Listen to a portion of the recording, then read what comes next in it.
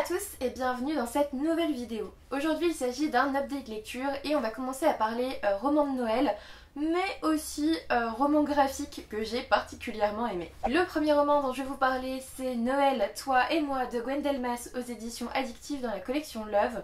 J'avais reçu la version e-book par les éditions Addictive, mais en fait j'ai vraiment bien aimé et moi je lis pas beaucoup en e-book et du coup vu que ça me plaisait bien j'ai décidé de m'acheter la version papier. Je ne sais pas si je vais la garder vraiment. On verra. Tiens, j'ai encore mon petit marque-page dedans. Du coup, dans cette histoire, on va suivre Héloïse. Héloïse qui est en pleine course de Noël et comme je la comprends, pour elle c'est l'enfer les courses de Noël. Et moi personnellement j'y suis allée ce matin, je sais pas vous, mais c'est l'enfer. J'étais le cliché ambulant de la nana avec des sacs plein les mains et la pluie et tout. Enfin, un cliché ambulant de Noël. Je vous dis, ce matin c'était ça. Bah là c'est pareil. On est avec une jeune femme qui va chercher des cadeaux de Noël pour sa famille, mais elle sait pas trop quoi prendre parce qu'à chaque fois ça ne plaît jamais. Et voilà, elle n'a pas envie non plus de se cantonner à une liste qu'on lui a donnée. Bref, elle est dans une file d'attente pour les cadeaux de Noël. Et elle va rencontrer le beau Alexandre, je crois, oui c'est ça, Alexandre qui lui est invité au réveillon de son patron. Et lui aussi il est dans la galère des cadeaux de Noël parce que quand t'es invité au réveillon de ton patron, il faut trouver des choses assez sympathiques pour les filles du patron, le patron et tout ça. Enfin voilà, c'est pas facile quand même.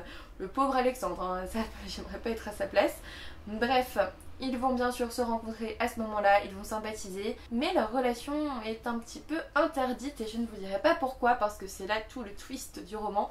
En tout cas, sachez que c'est une romance de Noël comme on les attend en fait, c'est en effet prévisible, il n'y a pas de longueur, c'est une belle romance. C'est très cliché, hein, c'est ce qu'on attend d'une romance de Noël. Si vous voulez une romance de Noël comme on les attend en fait, c'est pour ça qu'on achète ces romans. En tout cas moi, personnellement, ça m'a apporté tout ce que je cherchais. Ça m'a apporté la romance, la magie de Noël, et puis l'espoir, les relations familiales compliquées aussi, parce que c'est pas forcément évident avec la famille d'Héloïse. Mais voilà, ça m'a apporté exactement ce que je cherchais et j'ai passé un très bon moment dans cette lecture. Ça m'a mis dans l'ambiance de Noël 2 semaines avant Noël et ça j'ai trouvé ça plutôt fort parce qu'en fait tous les ans je ne lis quasiment jamais de livres de Noël. Je sais pas pourquoi, peut-être parce que j'ai déjà une pile à lire énorme et du coup voilà. Mais là j'avais envie de m'y mettre, j'avais envie d'être dans le mood de Noël, j'avais des calendriers de l'Avent à foison, j'avais plein de romances de Noël, c'est la première que j'ai lue.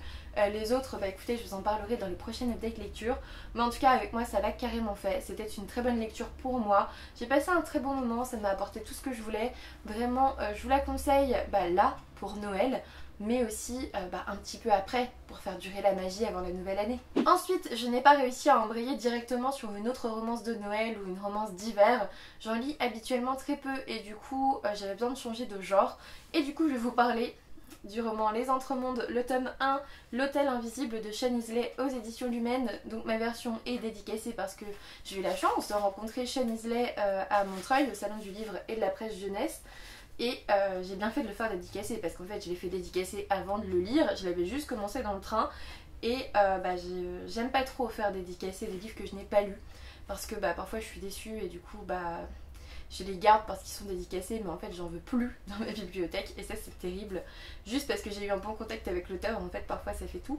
Et là j'ai vraiment beaucoup aimé cette histoire. En fait on va suivre Cameron qui vit avec sa sœur Cassia chez leur grand-mère depuis que leur mère est décédée et que leur père en gros les y a laissés. Il a disparu depuis qu'il les a laissés chez sa grand-mère. Et voilà, on va aller à la recherche de ce papa perdu. Et dans ses recherches, Cameron va tomber sur un mystérieux hôtel qui va apparaître d'un seul coup dans le quartier qu'il connaît pourtant pas mal. Et cet hôtel a la faculté de vous emmener par plein de portes différentes aux 4 coins du monde. Je ne vous spoile pas, c'est clairement dans le résumé, c'est clairement marqué dans la couverture. Enfin sur la couverture en gros vous voyez bien que c'est ça quoi. Vous avez plein de contrées différentes et du coup on va suivre Cameron qui va découvrir cet univers, cet hôtel mais aussi cette nouvelle forme de magie dans cet hôtel. Et il faut savoir que quand on rentre dans l'hôtel ça a toujours un prix. Et ça c'est important de le retenir. En tout cas lui il va partir à la recherche de son père dans En tout cas, lui va s'en servir pour partir à la recherche de son père, qui lui a laissé une drôle de pièce qui semble être liée à l'hôtel. Bref, j'en dis pas plus, c'était vraiment super bien. Il y a très peu de longueur. Ce que j'ai un peu moins aimé, c'était peut-être le personnage qui était dans une anxiété anticipatoire de fou, c'est-à-dire qu'à chaque fois qu'il allait se passer peut-être quelque chose, il était méga anxieux, il avait trop peur, il se disait mais je vais peut-être mourir comme ça, comme ça, comme ça. Et au début en fait ça peut agacer un petit peu, mais en même temps moi j'ai trouvé ça très bien parce que ça change un peu des personnages très forts qui n'ont besoin de personne, qui réussissent tout du premier coup. Lui il a toujours peur de se louper, il a toujours peur que ça tourne mal, et ça change un petit peu, et surtout c'est bien expliqué par la suite pourquoi il est comme ça, etc. Donc c'était un petit plus finalement, même si ça m'a un peu agacé au départ. Ensuite j'ai énormément aimé l'univers, découvrir l'hôtel c'était vraiment bien, il y a toute une hiérarchie à découvrir et surtout une nouvelle forme de magie qui fonctionne avec les portes. Je vous en dirai pas plus, mais vraiment ça m'a énormément plu. Cameron va se faire de nouveaux amis bien sûr qui sont très bizarre, très étrange, on sait pas trop si on peut s'y fier ou pas, et j'ai adoré ces personnages secondaires, je dois vous avouer que ce sont vraiment mes personnages favoris. J'ai bien aimé Cassia qui porte un message très important. Cassia a, il me semble, une spina bifida, il me semble, et en tout cas elle est en fauteuil en fait, tout simplement elle est en fauteuil roulant, et elle porte ce message d'espoir de la petite fille handicapée en fait, qui n'est pas plus démunie qu'une autre et qui en veut quoi, qui veut voyager, qui veut faire plein de choses. Et j'adore ce message là, voilà, au moins on n'est pas en train de la plaindre parce qu'elle est handicapée, etc. On est en train de dire qu'elle peut faire exactement les mêmes choses que tout le monde, même si elle marche pas, voilà. Et ça je pense que c'est un message très très important à communiquer dès le plus jeune âge.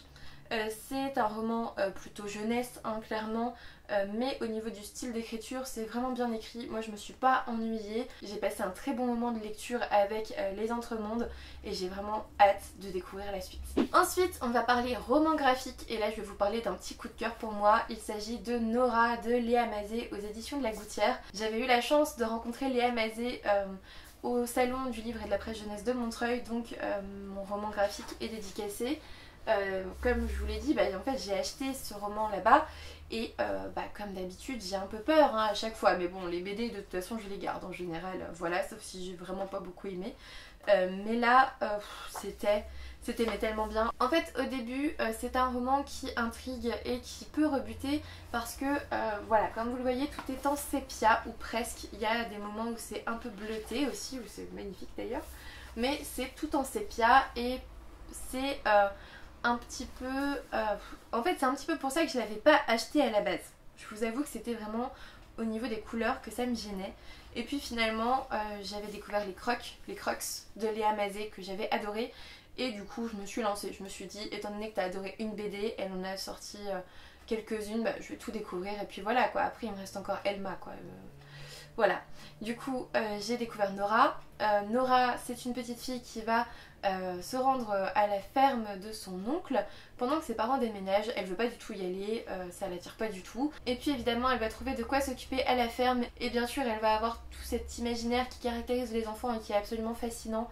Et j'ai adoré. C'est quasiment un conte finalement, un voyage initiatique où Nora va grandir, va évoluer vers le monde des adultes.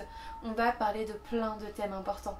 On va parler de la mort, on va parler de la naissance, on va parler de l'amour, on va parler d'énormément de choses. Vraiment, Nora est très touchante. Cette histoire m'a vraiment emportée. Elle m'a vraiment marquée aussi parce que même là quand je vous en reparle, quand je refeuillette un petit peu le bouquin, franchement j'en suis tout émue. J'ai adoré, vraiment adoré ce roman graphique. Ça pose énormément de questions et on va voir le monde avec l'œil innocent de Nora. Et comme je vous l'ai dit, c'est quasiment poétique. C'est un vrai voyage initiatique mais tellement bien mené, avec une bienveillance qu'on ressent en fait. On ressent cette bienveillance en lisant ce roman graphique et au niveau graphisme j'ai adoré.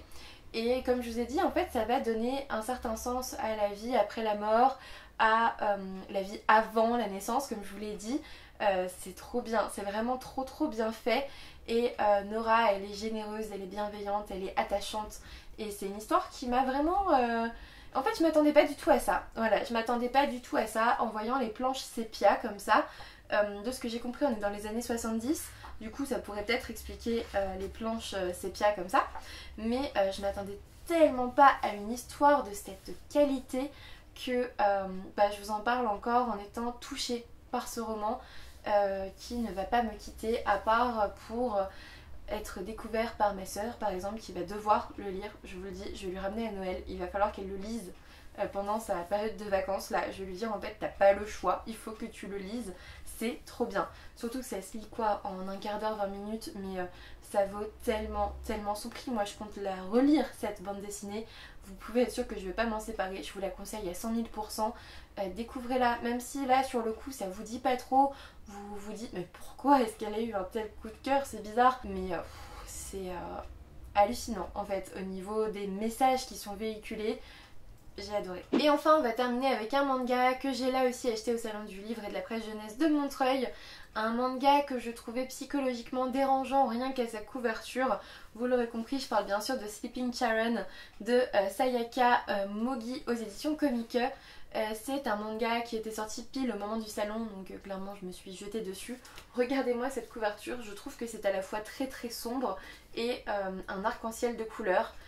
Et qu'est-ce que c'est bizarre et dérangeant et génial en fait. C'est juste génial.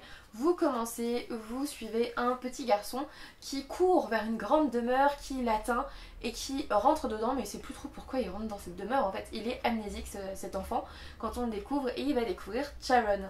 Sharon ou Charon, je sais pas, qui habite dans cette demeure, qui va lui faire manger des macarons, qui va jouer avec lui, bref, une petite fille, somme toute très sympathique au premier abord, mais qui nous dérange dès le départ. Il y a un truc qui coince, il y a un truc qui...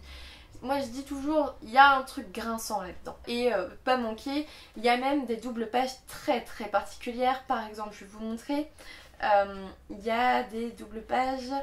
Si j'arrive à les retrouver. Voilà. Rémi adore s'habiller élégamment. Aujourd'hui encore, il s'amuse dans le placard. Donc vous avez une double page comme ça noire et vous avez un squelette comme ça dans le placard.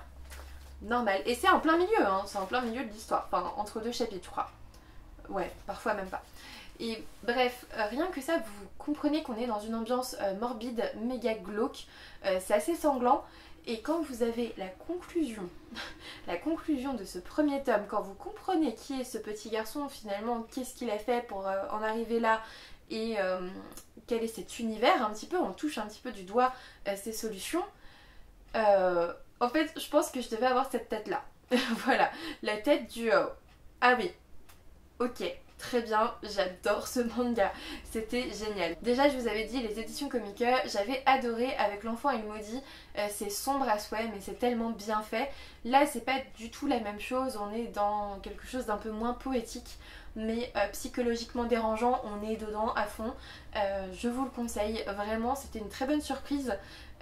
C'est peut-être plus pour Halloween que pour Noël, hein, je vous l'avoue. Il y a des histoires de monstres et des trucs comme ça, des histoires de meurtres et tout ça.